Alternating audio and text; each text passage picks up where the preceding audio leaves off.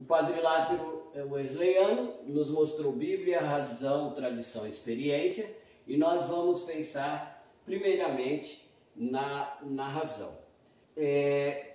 A razão como uma fonte do nosso fazer teológico, ela é tida porque ela nos dá uma autoridade teológica. Ela nos dá uma maneira de aferir uma autoridade teológica.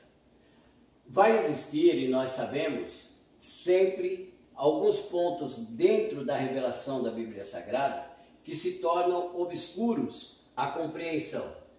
E é nesse lugar que a razão entra. Por exemplo, nós temos que ver que vai chegar um momento que você vai precisar explicar racionalmente algumas coisas que a Bíblia Sagrada aponta.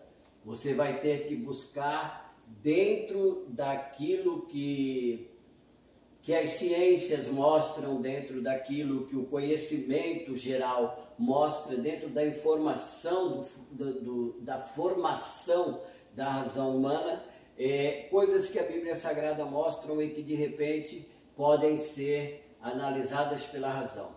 Um exemplo, o Sol parou. Nós vemos os críticos da Bíblia dizendo, o Sol não para, quem gira é a Terra e tal. Mas, é claro, são os críticos da Bíblia, como eu disse. Mas, de uma maneira bem básica, bem simples, nós mostrarmos através da razão que nós sabemos que o Sol não para, que é a Terra que gira. Nós sabemos hoje, né? Se bem que agora voltou uma grande discussão se nós somos planos ou não. Mas a verdade é que nós sabemos hoje que o Sol não para, né? Que é a Terra que gira. Agora, o homem que vivia naquele tempo não tem esse conhecimento. Nós precisamos, às vezes, para os críticos da Bíblia, dizer que este homem via todo dia o Sol nascer num lugar, se pôr no outro, amanhã de manhã ele via de novo o Sol naquele lugar. Para ele o Sol estava fazendo volta. Se você ler o Salmo 19, você vai ver que ele diz que como o Sol que é como um noivo que sai do seu tálamo e transpõe todo o circunscrito dos céus e se põe do outro lado, nós vamos ver que para aquele homem também é o Sol que está andando. Nós vamos então dizer que, de uma maneira racional, que este homem não tinha os conhecimentos que nós temos hoje. N coisas na Bíblia nós podemos e teremos que apelar para a razão, para que ela tenha uma maneira mais lógica, mais profunda de ser confirmado. Uma coisa nós precisamos entender. Você vai dizer, então, a Bíblia precisa ser confrontada com a razão. Algumas coisas assim, como eu já disse. Porém, naquilo que diz respeito à salvação do homem e a uma vida de santidade, de piedade, a Bíblia é muito clara. A Bíblia deixa muito clara, sem nenhum ponto obscuro. Nós sabemos muito certo aquilo que é para a salvação do homem. Aliás, toda a complicação que busca maneiras racionais para se falar da salvação através da Bíblia Sagrada já é invencionice humana, porque a Bíblia deixa muito claro. Deus proveu um meio de salvação, este meio é Jesus Cristo. E quem creu neste meio provido pelo Senhor, quem colocou nele esta confiança, será salvo. É claro que nós precisamos de tempo e espaço para falar sobre isso, mas é essa clareza que existe naquilo que diz respeito a uma vida para a salvação e uma vida de piedade e santificação. Quando são os pontos que estão soltos, como nós dissemos, que esses dados não vêm todos juntos. Por exemplo, nós sabemos que existem anjos e nós sabemos que existem classificações de anjos. Nós sabemos que existe hierarquia entre os anjos. mas a Bíblia não tem um livro que trate sobre isso, ou um texto que vai dizer existem arcanjos, existem anjos, existem potestades, existem principados. Não, a Bíblia não tem isso. Nós precisamos pegar pontos de livros diferentes, de autores diferentes, versículos de pontos diferentes, do Antigo, do Novo Testamento, e organizar isso de uma maneira sistemática e que faça sentido à mente humana. E a razão vai entrar exatamente aqui, quando ela vai nos ajudar a conectar, a ligar esses pontos e sistematizar este conhecimento. Então, aqui nós temos esse primeiro passo da razão. Um segundo ponto a ser observado, quando nós temos, e que também dá dados para o nosso fazer teológico, é sem dúvida a tradição. A tradição, em que sentido ela pode ser uma fonte para o nosso fazer teológico?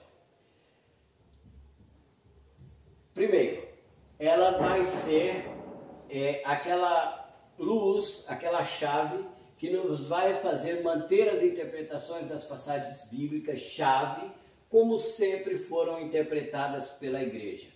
A igreja que nós vemos falando aquilo na igreja primitiva, no primeiro século, os pais da igreja, depois a igreja veio transformando isso, nós vamos ver que a tradição manteve uma interpretação.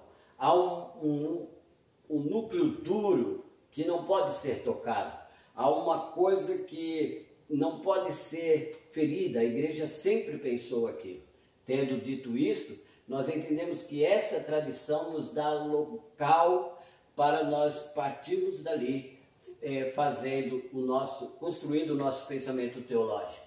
Então, a tradição vai nos mostrar que existem passagens bíblicas que foram sempre interpretadas daquela forma pela igreja, que a igreja sempre viu daquela maneira. Tanto é que quando surgiam pensamentos opostos à maneira como a igreja via, surgiam os concílios, exatamente para evitar que os pensamentos exteriores àquilo que era tradição pudessem entrar na igreja, como por exemplo os concílios que aprovaram a Trindade Divina, o concílio que aprovou a dupla natureza de Cristo, um ser humano totalmente e um Deus totalmente. Nós vemos que a igreja manteve essa tradição, a igreja teve essas passagens como base, como coisa fixa. A tradição está aí para nos dar esses dados para o nosso fazer teológico. Quando eu falo isso, eu estou falando também daquilo que os credos oficiais, ou seja, aquelas coisas que nasceram dos concílios. Nós temos concílios que foram ecumênicos, né? Até a Reforma Protestante. Nós temos concílios que foram ecumênicos, que é a voz de toda a igreja. Depois nós temos concílios que são só da igreja de Roma. Porém, nós temos nesses concílios aqui coisas que são intocáveis, que são bases e dados da nossa tradição. Deus é um único Deus que subsiste em 3 pessoas. Aí você diz, mas a palavra Trindade não aparece na Bíblia. Não está na Bíblia a palavra Trindade. Sim, a palavra não está na Bíblia, nasce num concílio, mas ela quer exatamente dizer aquilo que a Bíblia diz. Que existe Deus, que é Pai, que é Filho e que é Espírito Santo. Quando nós olhamos isso, nós também temos uma outra coisa que é base da tradição. O que é? As formas que são intocáveis também dentro da adoração, que é aquilo que nós conhecemos como liturgia. Nós precisamos pensar nisso. Você vai dizer, então existe uma liturgia que é engessada, que é tradicional e que... Sim, existe. Existe um quê que não pode ser tocado dentro desse conjunto que nós chamamos liturgia, formas de adoração. A adoração, ela é a Deus, e a adoração, ela é em espírito e em verdade. Vamos pegar só essa base para nós mostrarmos como a tradição lida com isso. Toda vez que eu permito que essa tradição seja tocada por coisas exteriores e eu troque o centro dessa adoração, Deus, eu estou então quebrando a tradição. Se eu começo a interpretar, eu começo a formar uma teologia a partir de uma quebra disso aqui, eu estou simplesmente demonstrando que eu cingi algo que é tradicional e que, por ser tradição, nasceu de uma interpretação da palavra. Isso é muito interessante porque nós colocamos a ser pensado que o cristão crê, aquilo que o cristão crê afeta a maneira como ele ora, e afeta mesmo. Como ele louva, afeta a maneira como ele adora. Aquilo que ele crê afeta a maneira como ele adora. É só você ver como nós somos igreja. Nós somos igreja e nós expressamos as nossas orações, e as nossas orações são sempre orações que nem sempre Deus é o centro. Tanto é que nós fazemos os nossos cultos, montamos os nossos cultos, e se você acompanha os inícios dos nossos cultos, parece que todo mundo ali que está presente para começar a reunião sabe o que é preciso, sabe o que é necessário, só Deus que não sabe. Deus é o cidadão que precisa se inteirar do que vai acontecer ali. As nossas orações de abertura, os nossos louvores de abertura são exatamente para convidar Deus para uma reunião que nós vamos trazer para Ele. Então, vê como que a tradição é tocada e como ela não vamos mexer com isso, mas como ela é tocada e ferida nesses pontos.